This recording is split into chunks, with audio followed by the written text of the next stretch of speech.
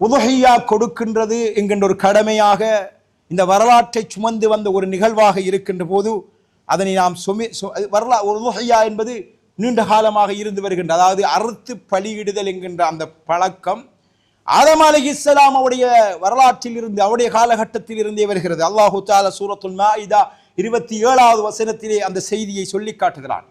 எனவே அதை செய்கின்ற போது இன்னமா யதகப்பலுல்லாஹு மினல் முத்தகீன், குர்பானி போன்ற காரியங்கள் எந்த செயலை செய்கின்ற போதும் அல்லாஹ் அதை செய்கின்ற உணர்வை பார்ப்பான். வேற நாம பிடிச்சி போடுற போட்டோவை பார்த்து அல்லாஹ் தீர்மானிக்கிறது. எனவே தக்வா உணர்வு இது முக்கியமானதாகும். ஒரு கடமையை செய்கின்ற போது அந்த கடமை என்பது ஒரு தியாகத்தின் அடையாளமாக செய்கிறோமே தவிர வெறுமனே அது ஒரு பெருமைக்கான ஒன்றாக ஆகிவிடக் கூடாது.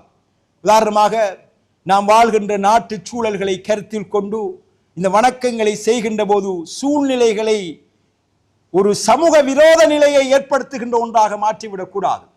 சிலர் மாட்டை தெய்வமாக வணங்குகிறார்கள், சிலர் அதனை புனிதமாக கருதி பூஜிக்கின்ற ஒன்றாக ஆக்கி இருக்கிறார்கள்.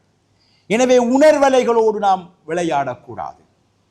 நபிகள் நாயகம் ஸல்லல்லாஹு அலைஹி வஸல்லம் அவர்கள் வாழ்ந்த சூழலில் அங்கிருந்த எல்லோருமே நர பலி கொடுக்கின்ற ஒரு சமூகமாக ஜாகிலியா காலத்திலே இருந்திருக்கிறார்கள். அதாவது மாமிசங்களை மிருகங்களை அறுத்து பலி கொடுத்து அதன் மூலம் அவர்கள் இபாதத்து என்கின்ற ஒரு நிலைப்பாட்டை அங்கிருந்த பெரும்பாலானவர்கள் செய்து கொண்டிருந்தார்கள். எனவே அந்த சூழலில் உதுஹியா என்பதும் மிருகங்களை அறுத்து பலியிடுதல் என்பதும் ஒரு சவாலான அம்சமாக இருக்கவில்லை. எனவே நாம் வாழும் சூழலில் நாடுகளில் அது சில மனிதர்களால் புனிதமாக கருதப்படுகின்ற ஒன்று. எனவே இவைகளில் நாம் நிதானமாக இருக்க வேண்டும். இந்த சோசியல் மீடியா வெளியே வந்தபோது மனிதனுடைய உணர்வுகளை தூண்டிவிடுகின்ற விதமாக சிலர் நடந்து கொள்கிறார்கள். உதுஹியா கொடுக்கின்ற அந்த விடயங்களை, அந்த போட்டோக்களை ஃபேஸ்புக்கிலும் அங்கிங்கும் அப்லோட் பண்ணி அவர் அதனை ஏற்றிவிட்டு அதனால் மனித உணர்வுகளோடு விளையாடுகிறார்கள். அல்லாஹ் குர்ஆனிலே சொல்கின்ற போது ஃபஸல்லி லிரப்பிக வன்ஹர், நீ அல்லாஹ்வுக்காக தொழு, அல்லாஹ்வுக்காக அறுத்து பலியிடு, அல்லாஹ்வுக்காக செய்யணும், படம் காட்டுறதுக்கு வேலை செய்யப்படாது.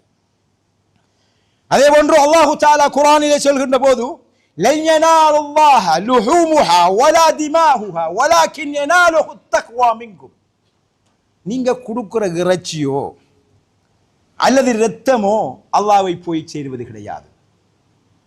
வலாக்கின் யனாலுஹு தக்வா மின்கும், உங்களுடைய உள்ளச்சம்,